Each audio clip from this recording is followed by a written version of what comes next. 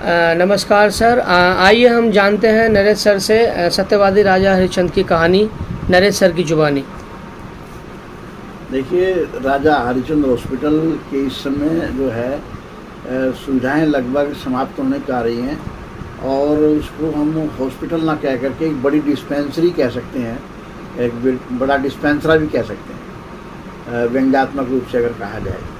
कारण ये है कि जो हॉस्पिटल होता है, हॉस्पिटल के अंदर बहुत सुविधाएं होनी चाहिए जो पहले थी भी यहाँ पर, और जिस उम्मीद के साथ हॉस्पिटल का निर्माण किया गया था और सरकार ने जिस प्रकार की हमें आश्वासन दिए थे और आम जनता को बताया गया था कि हॉस्पिटल जो है नरेला का हॉस्पिटल जो है बहुत बड़ा हॉस्पिटल बनेगा और इसके अंदर बेड की संख्या भी बढ़ाई जाएगी, लेकिन ये सब करने की बजाय, इसको अपग्रेड करने की बजाय इसको और इसका ग्रेडेशन डाउन कर दिया है।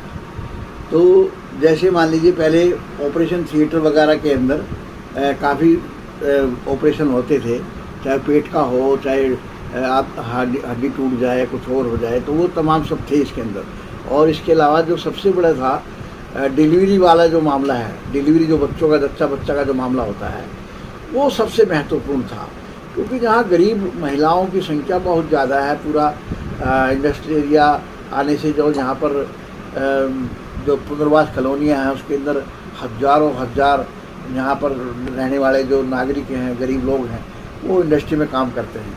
तो उनकी बहुत थोड़ी तनख्वाहें हैं, महंगाई ज़्यादा है और बेरोज़गारी भी ज़्यादा है और शिक्षा का स्तर उनका भी बहुत कम है।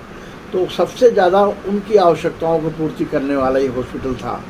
तो अब जैसे मान लीजिए कि एक महिला के किसी को बच्चा होना है, तो ऐसे इसमें बाहर जो है नर्सिंग होम वगैरह में या बच्चा केंद्र में किसी भी जगह प्राइवेट में 30-40 हज़ार से लेकर 50 हज़ार तक वो लेते हैं और अलूल जुलूल बताते हैं, बच्चा उल्टा है तुम्हारा, बड़े ऑपरेशन से होगा, पता नहीं क्या क्या बताते रहते हैं। और वो गरीब लोग डर जाते हैं और वहाँ 30 और जहाँ पैसा उनके पास होता नहीं तो उधार लेकर के जैसे तैसे वो अपना काम चलाते हैं, और लेकिन बहुत बड़ा कर्जा हो जाता है उनके ऊपर। तो ये सब चीज़ सुविधाएँ पहले राजा हरिश्चंद्र की होने की वजह से ये उनको मिल रही थी और उनका खर्चा बच रहा था। लेकिन अब वहाँ पर डिलीवरी केसेस जो है ख़त्म कर दिए। अब तो रेफ़र कर देते हैं, आप जाइए डॉक्टर अम्बेडकर हॉस्पिटल जाइए, या फूड हॉस्पिटल में जाइए, किसी की हड्डी टूट गई है, वो एक्सीडेंट हो गया तो हॉस्पिटल वो फूड में जाइए या अम्बेडकर में जाइए। तो अपनी जिम्मेदारी से मुक्त हो रहा है। यहाँ तक कि बहुत छोटी सी सुविधा यहाँ पर आपका जो है कि शुगर टेस्ट की, बीपी टेस्ट की होती थी, वो अब तक भी ख़त्म कर दी गई है। और बाकी लैब थी, जहाँ पर लैब में आप इतनी काफ़ी भीड़ होती थी, किसी को मतलब कोई भी टेस्ट कराना हो तो टेस्ट इजीली होता था और वो पैसा लोगों का बचता था। तो दवाइयों से, परीक्षण से और इलाज से बहुत कई प्रकार की मतलब सुविधा लोगों को मिलती थी और बड़े अच्छे से चल रहा था। कम से कम ज़्यादा नहीं तो प्रतिदिन जो है यहाँ मैंने अपनी आँखों से देखा है कि 2-2.5 हज़ार पेशेंट, गरीब पेशेंट डेली यहाँ पर आते हैं। लेकिन अब स्थिति क्या हो गई है कि यहाँ पर ओटी ख़त्म कर दिया है। आपका अल्ट्रासाउंड की मशीन काफ़ी समय से बंद पड़ी है, उसका कोई फ़ायदा है ही नहीं है, वो मशीन भी बेकार हो गई है। आपका जो है कि टेस्ट होने बंद हो गए हैं, आपके बीपी और शुगर टेस्ट बंद होने हैं। आपका दांतों का जो डॉक्टर था, दांतों का डॉक्टर नहीं है, और आपका स्किन का डॉक्टर था, वो स्किन का डॉक्टर नहीं है। ये और आप जो भी वहाँ पर भीड़ है डॉक्टरों की, जो थोड़ी बहुत है, तो वो जूनियर डॉक्टर्स की है। अब जूनियर डॉक्टर्स जब तक सीनियर नहीं होगा वो क्या किस डायरेक्शन में काम करेगा, तो उसको डायरेक्शन नहीं है। यहाँ पर मिस्टर MS है, यहाँ पर जैन, वो MS जो है पिछले 6 साल से ना बैठे हैं। वो हमने जैसा सुना है कि सत्येंद्र जैन के वो रिश्तेदार हैं, जो सत्येंद्र जैन अभी ED के चक्कर में फंसे हुए हैं और जेल में हैं, तो उनका कोई रिश्तेदार है ये। तो वो बजाय कोई मतलब यहाँ पर सुविधा दिलाने के, और मतलब हमें तो ऐसा लगता है कि वो यहाँ के जो प्राइवेट नर्सिंग होम है या जो प्राइवेट डॉक्टर हैं उनसे कुछ मिली भगत है। क्योंकि हमने ये खूब अच्छी तरह सुना है कि जो पुराने यहाँ पे धोड़ा साहब डॉक्टर हैं या दूसरे डॉक्टर हैं, वो कहते थे कि राजा हरिश्चंद्र हॉस्पिटल जब से आया है मतलब हमारी इनकम घट गई है। तो ये हो सकता है उनको सुविधा दिलाने के लिए MS ऐसा करता हो और उसने किसी प्रकार का प्रयास ना किया हो। हमारा जो MLA है वो भी इतना ही ऐसे ही थर्ड क्लास आदमी है, उसको भी मतलब नॉलेज नहीं है इस बात की कि कितनी ज़रूरी चीज़ है और उसने कोई प्रयास आज तक नहीं किया मुख्यमंत्री को सिफारिश लगा के, जबकि एमएलए का ड्यूटी बनती है, उसका ये मतलब दायित्व बनता है अपने गरीब जनता के प्रति। वोट लेने तो आ जाते हैं, लेकिन उसका दायित्व जो बनता है ना, वो उस पर वो मतलब खड़ा नहीं उतरा है।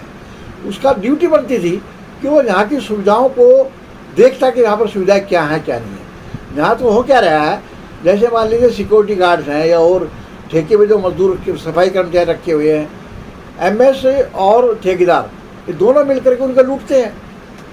अभी हमने सुना है कि वहाँ 5-5 हज़ार रुपया दे करके, जो ठेकेदार मान लीजिए आज एक ठेकेदार है, उसके अंडर में जो भी लोग काम कर रहे हैं, कल दूसरा ठेकेदार बदल गया 1 साल के बाद, तो दूसरा ठेकेदार आएगा, वो कहेगा मैं तुमको रखूँगा नहीं, मैं नए आदमी रखूँगा, अगर पुराने को रहना है तो 5,000 रुपये मुझे दो। ये स्थिति है। अब ये बताइए क्या वो बिना एमएस की मर्जी के या बिना एमएस के मिली भगत के क्या संभव है? ये नहीं है संभव।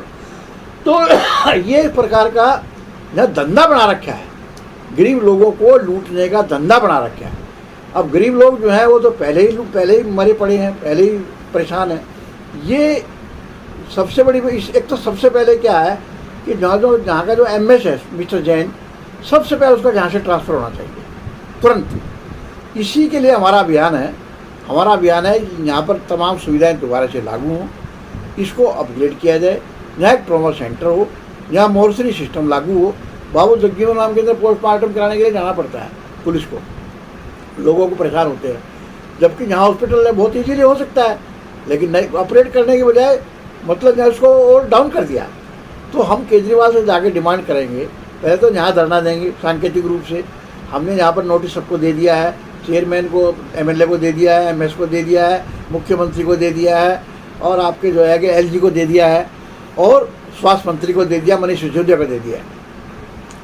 ये 1 महीने का हमने इनको टाइम दिया है।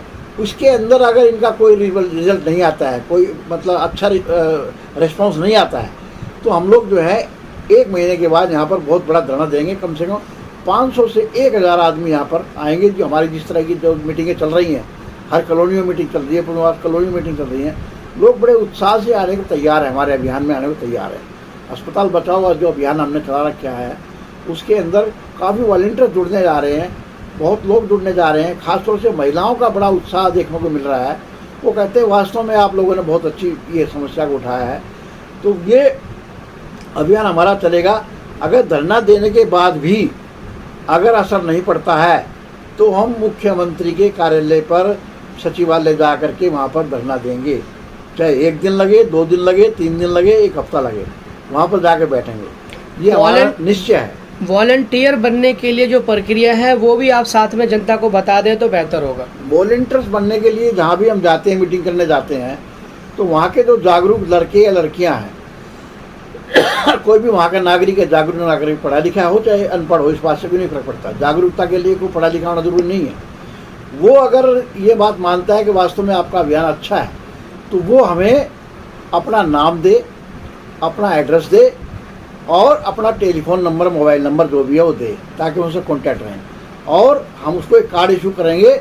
और उसके बाद उसका ड्यूटी होगी कि वो अपने मोहल्ले में, गली में, कॉलोनी में, जहाँ भी वो रहते हैं, वो धरने के लिए और इनको मोटिवेट करे, अपने वहाँ के लोगों को, और पूरी बात बताए क्या मामला है, और उनको कन्विंस करके धरने पे लाएगा, और आगे अभियान का जो भी कार्यक्रम होगा उसके अंदर शामिल करेगा। ये उसकी ड्यूटी होगी, यह कमिटमेंट है उसका।